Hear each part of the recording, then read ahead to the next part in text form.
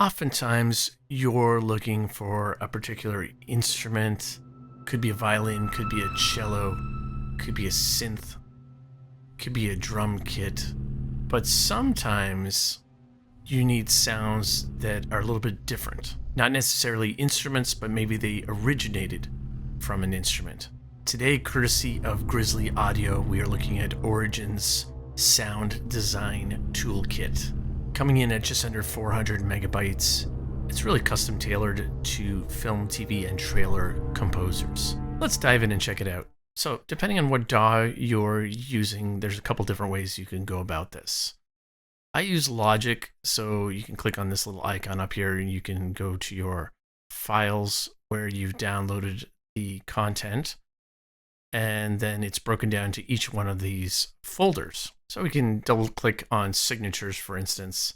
If we just highlight one of these, Logic will preview it for us.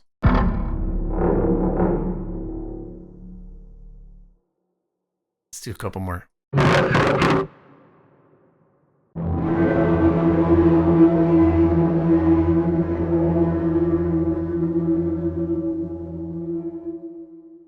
So you get the idea. This is not a traditional sample library in that there's not a user interface. This is a collection of wave samples. It's a sample pack. So there's a couple different ways you can go about this. If I find a sound I like, and click on it, I can drag it, and voila, it's created a new audio track, and there it is. From there, I can copy, paste it, stretch it, reverse it, whatever it is that you want to do.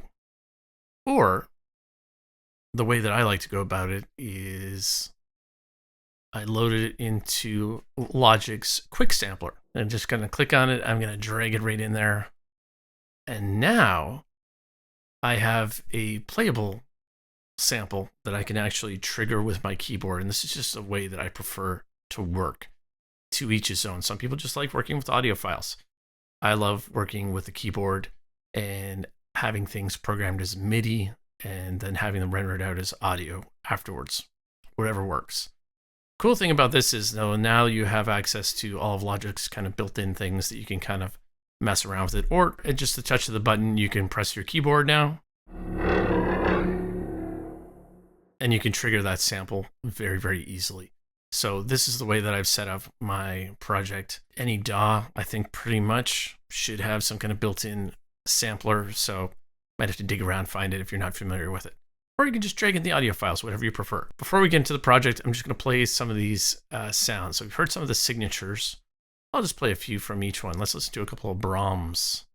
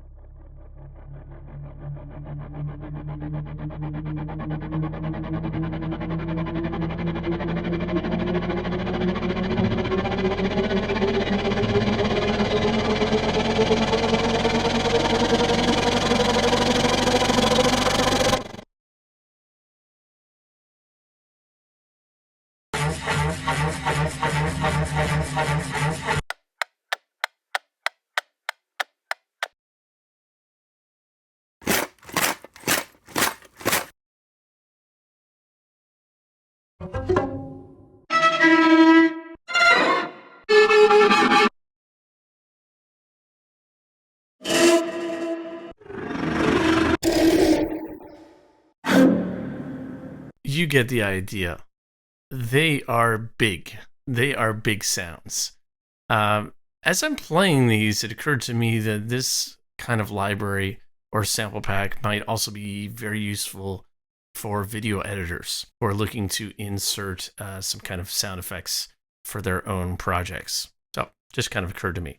So those are each of the folders. Let's dive into the project and I'll show you what I did. In the slate blue are all the instances of the Grizzly Origins that I use. As you can see, the bulk of the project is all based on these sounds.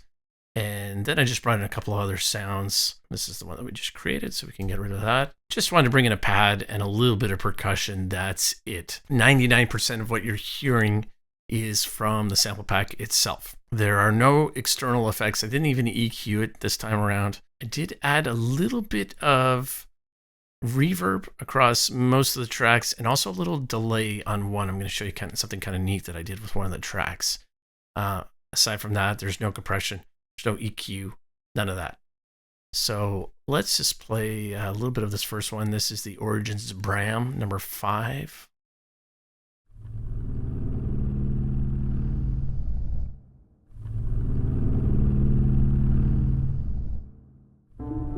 So that kind of sets the stage to kind of get like an ominous sort of thing going.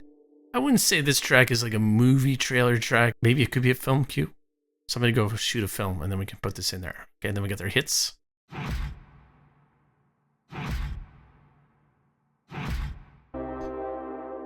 All right, some more hits. Hits number 9.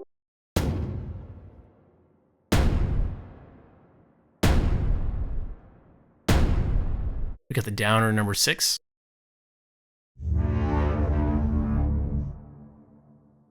Very cool sound. We got their pulses. Actually, I did originally bring it into Quick Sampler, but then I bounced it out just because I wanted to have a nice big fade in with the pulse. All right, let's listen to this one.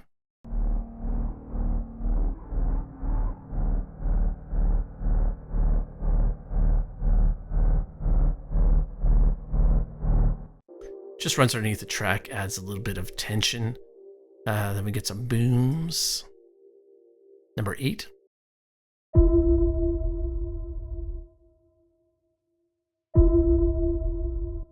It's all about adding these subtle little things. We have a riser, which I also bounced out. Let's listen to that. Riser number 8.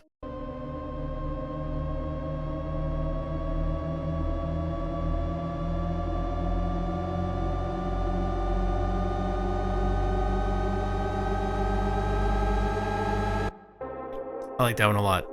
I just went through and I kind of picked some sounds that I thought would work really well for this. Origins number 12. Oh, this is a signature 12.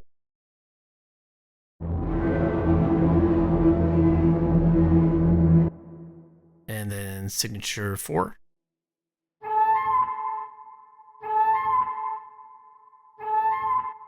It's like, what is that? Is that like a squeaky metal gate? Is it a seagull attached to a squeaky metal gate? Some great sounds in here. Transition number 18.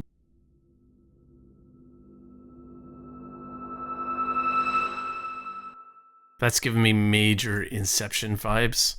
I don't know if that was the inspiration. Got drone number 3.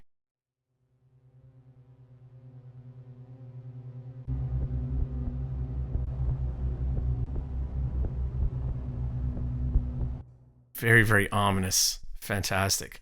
Okay, and then we just have a pad and a little bit of percussion. I can play these 3. This is not part of the library.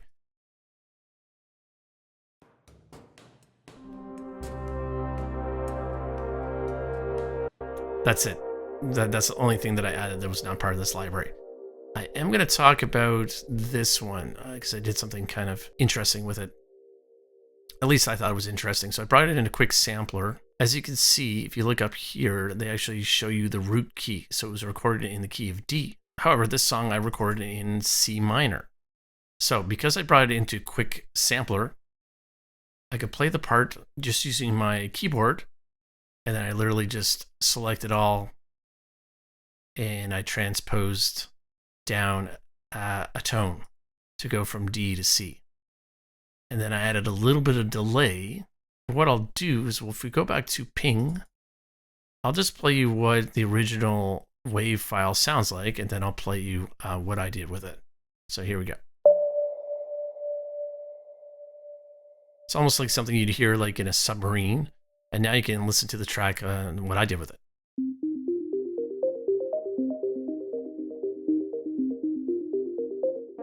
Magic. It's not magic at all, it's just the beauty of sampling. So don't feel like you have to keep these wave files in their natural state. Mess around with them, mangle them, do some cool things. So these retail, I believe, at $59 US. This company is new to me. I don't know anything about this company. It seems to me like they're also a new company. Whether or not they're going to be doing full-on sample libraries, I'm not sure. I'm going to play the track in a minute, but let me give you some quick final thoughts. You get a lot of content for that $59. I think it's priced very, very reasonably. Second of all, I love how everything is categorized, and the stuff that's in there is really high quality stuff.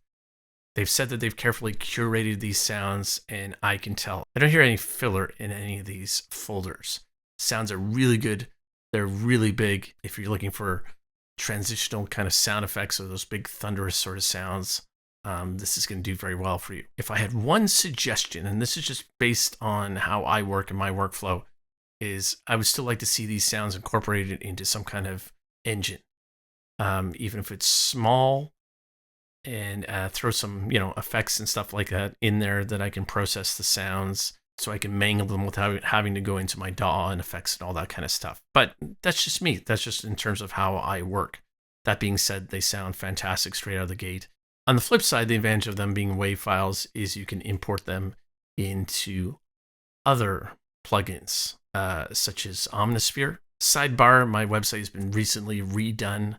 Get on that mailing list if you haven't already for exclusive discounts on my course offerings. I have a new album coming out in a couple weeks. You could be my third monthly Spotify listener if you're lucky. That's it, friends. Get composing. Catch you in the next one.